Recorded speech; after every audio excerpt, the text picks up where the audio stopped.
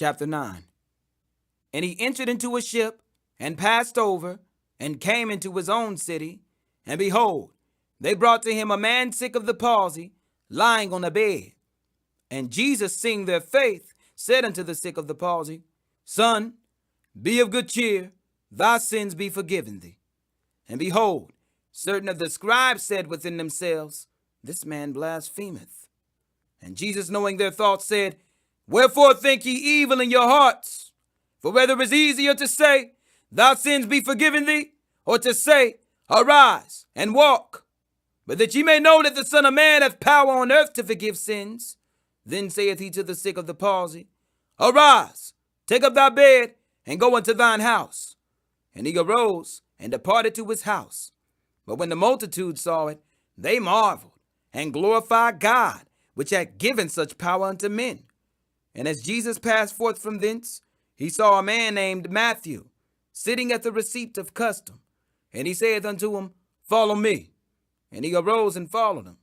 And it came to pass, as Jesus sat at meat in the house, behold, many publicans and sinners came and sat down with him, and his disciples. And when the Pharisees saw it, they said unto his disciples, Why eateth your master with publicans and sinners? But when Jesus heard that, he said unto them, They that behold need not a physician, but they that are sick. But go ye and learn what that meaneth. I will have mercy, and not sacrifice. For I am not come to call the righteous, but sinners to repentance. Then came to him the disciples of John, saying, Why do we and the Pharisees fast oft, but thy disciples fast not? And Jesus said unto them, Can the children of the bride chamber mourn, as long as the bridegroom is with them? But the days will come, when the bridegroom shall be taken from them, and then shall they fast. No man putteth a piece of new cloth into an old garment, for that which is put in to fill it up taketh from the garment, and the rent is made worse. Neither do men put new wine into old bottles, else the bottles break, and the wine runneth out, and the bottles perish. But they put new wine into new bottles, and both are preserved. While he spake these things unto them, behold, there came a certain ruler, and worshipped him, saying, My daughter is even now dead, but come and lay thy hand upon her, and she shall live. And Jesus arose and followed him, and so did his disciples.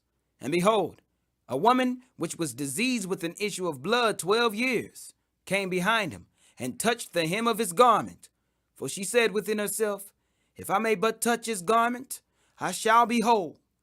But Jesus turned him about, and when he saw her, he said, Daughter, be of good comfort, thy faith hath made thee whole.